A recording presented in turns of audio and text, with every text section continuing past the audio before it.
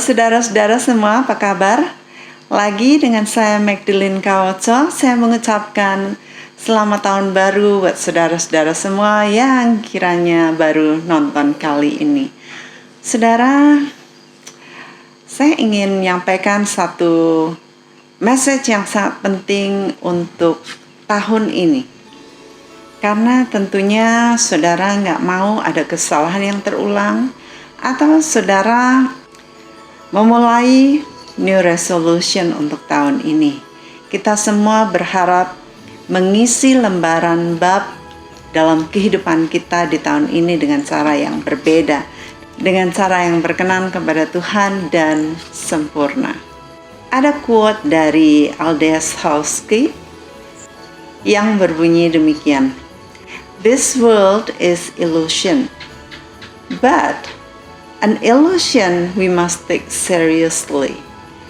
Because it is real as far as it goes, we must find a way of being in this world while not of it."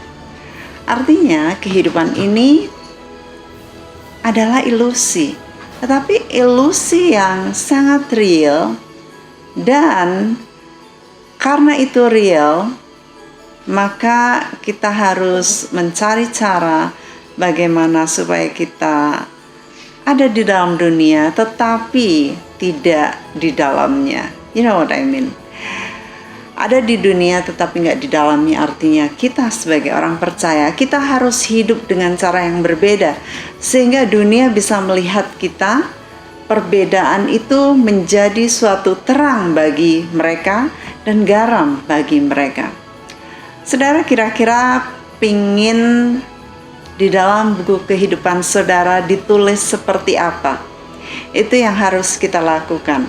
Saya beberapa kali saya mengkhotbahkan hal yang akan saya sampaikan, dan saya rindu saudara di dalam tahun yang baru ini, saudara memulai dengan kehidupan yang baru, dengan memikirkan hal-hal yang baru yang harus saudara lakukan. Demikian juga saya di tahun ini, saya super hati-hati. Saya merasa bahwa saya dituntut untuk bicara sebagai leader, saya dituntut untuk tampil di depan, untuk memimpin rapat, memimpin conference, dan memimpin seminar, memberikan guidance, memberikan ceramah dalam YouTube atau lainnya di media sosial. Saya yang tadinya seorang yang sangat pemalu banget, saya nggak bisa ngomong, dan akhirnya saya bisa ngomong, dituntut untuk saya bicara. Dan firman Tuhan padahal mengatakan bahwa di dalam banyak bicara pasti ada kesalahan. Itu sebabnya saya sangat hati-hati. Kalau memimpin itu, saya harus bicara, harus leading, harus memenuhi perbincangan. Yang lain diam, saya harus bicara, saya harus mancing bicara atau cari bahan pembicaraan. Nah, disitulah saya sangat hati-hati, khususnya saat saya melihat seseorang, gerak-gerik seseorang, sifat seseorang, karakter seseorang, saya hati-hati untuk membicarakannya, untuk menimpali, untuk memberikan komen. Setelah itu saya berpikir bahwa sebenarnya enak kalau nggak banyak bicara ya. Lebih baik kita nggak bicara. Kalau kita nggak bisa bicara yang baik, lebih baik diem ya. Nah, itu sebabnya saya mengajarkan bagaimana kita pingin menulis hidup kita di dalam buku kehidupan kita. Ada 2 orang raja yang saya pelajari kehidupannya yang sangat bertolak belakang waktu ditulis di dalam Alkitab. Pertama yaitu Raja Amazia di dalam 2 Tawarik 25 ayat 2. Ini Raja Amazia dikatakan ia melakukan apa yang benar di mata Tuhan, hanya tidak dengan segenap hati. Saudara, ia melakukan apa yang benar, tetapi hanya dengan tidak segenap hati. Di dalam bahasa aslinya dan bahasa Inggrisnya dikatakan tidak segenap hati itu not with a perfect heart.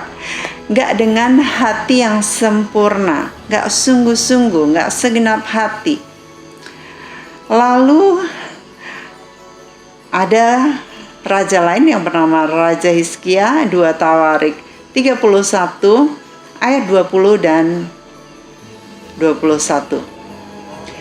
Demikianlah perbuatan Hizkia di seluruh Yehuda. Ia melakukan apa yang baik dan yang jujur dan apa yang benar di hadapan Tuhan Allahnya dalam setiap usaha yang dimulainya untuk pelayanannya terhadap rumah Allah dan untuk pelaksanaan Taurat dan perintah Allah.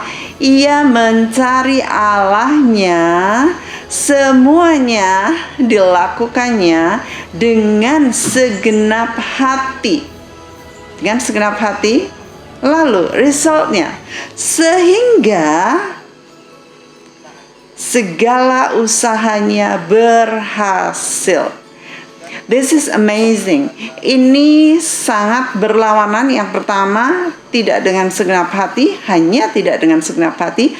Sekarang Raja Hizkia melakukan segala sesuatunya dengan segenap hati, sehingga Tuhan buat semuanya berhasil. Semua usahanya berhasil. Saudara usaha di bidang apa? Di bidang entertainment, di bidang multimedia, di bidang bisnis, penjualan, kelontong, atau retail, atau sembako, atau apa saja, atau saudara sebagai pelayan Tuhan yang melayani di rumah Tuhan. Jangan hanya bekerja. Iya, ada perbedaan antara bekerja dan melayani. Di dalam Kolose 3 ayat 23 dan 24, di sana dikatakan demikian.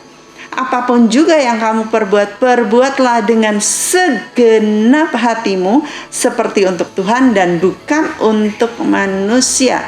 Walaupun saudara bekerja kepada manusia, tetapi saudara mengerjakannya seolah untuk Tuhan. Kalau untuk Tuhan, saudara melakukannya dengan segenap hati.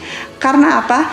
Karena kamu tahu bahwa dari Tuhanlah kamu akan menerima bagian yang ditentukan bagimu sebagai upah Kristus yang adalah Tuhan kamu dan kamu adalah hambanya. Jadi kepada siapapun saudara bekerja, dimanapun saudara bekerja, siapapun bos saudara, saudara harus menganggap Tuhan sebagai bos saudara, sehingga saudara mengerjakannya dengan segenap hati. Bos saudara cerewet lah, bos saudara gak adil lah, bos saudara nyebelin lah, bos saudara kasar. Bahkan dikatakan, kalaupun bos kamu itu garang, ya, kejam, tetap kita harus melakukannya dengan segenap hati. Karena apa? Tuhanlah yang memberikan kita upah. Bukan hanya itu saudara, tetapi saudara pingin di lembar buku kehidupan saudara ditulis tentang saudara saat bekerja itu bagaimana. Apakah saudara mengerjakannya dengan segenap hati, atau yes, dia melakukan hal yang baik hanya tidak dengan segenap hati. Saudara, saya rindu agar tahun ini benar-benar ada perubahan akal budi, sudah bertobat dari semua hal-hal yang lama, kelakuan-kelakuan yang lama yang tidak baik. Saudara bertobat untuk melakukan perubahan. Walaupun saudara di sekolah, mungkin saudara sebagai ibu rumah tangga yang nggak kerja, saudara melakukan hal-hal rumah tangga juga dengan segenap hati. Saya melayani dengan segenap hati. Saya nggak hitungan waktu. Saya sungguh-sungguh melayani walaupun nggak dibayar. Kami pemuridan belasan tahun nggak dibayar, saudara. Tapi kami melakukannya dengan segenap hati. Karena apa? Saya tahu dari Tuhanlah saya mendapatkan upah. Tuhan adalah bos saya dan saya pegawainya. Saya jongosnya. Well, saudara, saya rindu agar saudara mindful with what heaven writes about you. Apa yang sorga tulis tentang saudara itu yang saudara pedulikan. Saudara ada di belakang, gak ada orang yang perhatikan. Well, that's integrity. Saudara tetap melakukan hal dengan segenap hati. I love you all and God bless you.